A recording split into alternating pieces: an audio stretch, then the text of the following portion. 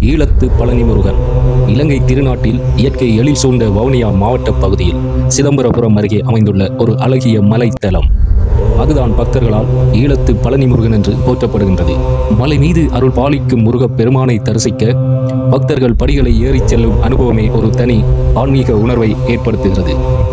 இந்த திருத்தலம் கட்டுக்குளம் பழனிமலை முருகன் கோவில் என்றும் குறிப்பிடப்படுகிறது.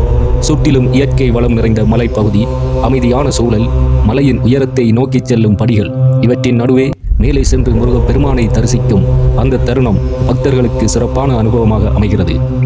இத்தலம் பழனிமலை முருகனை நினைவூட்டும் வகையில் அமைந்திருப்பதால் பக்தர்களிடையே ஈழத்து பழனி என்ற பெயரால் அறியப்படுகிறது. முருகப் பெருமான் என்றாலே வேல், மயில், வீரம், ஞானம், அருள் என்ற எண்ணங்கள் நம் மனதில் தோன்றுகின்றன.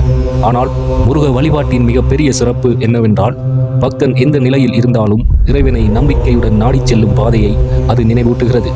மலைப்படிகளில் ஒவ்வொரு அடியாக மேலே செல்லும் போது உடல் மட்டும் உயர்வதில்லை, மனமும் இறைவனை நோக்கி உயர வேண்டும் என்ற ஆன்மீக உணர்வை இந்த மலைத்தலம் நமக்கு ஏற்படுத்துகிறது.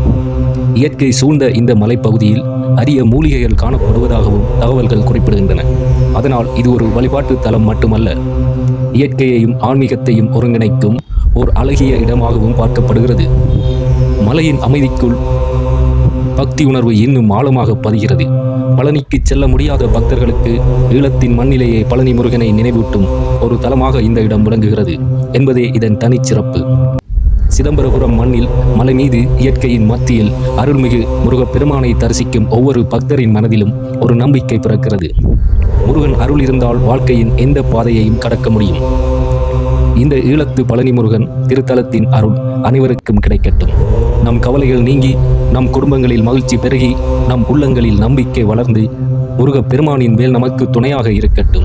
இந்த அருமையான முருகத் தலத்தை பற்றிய வீடியோ உங்களுக்கு பிடித்திருந்தால் பக்தர்களுடன் பகிர்ந்து கொள்ளுங்கள். முருகன் அருள் என்றும் உங்களுடன் இருக்கட்டும்.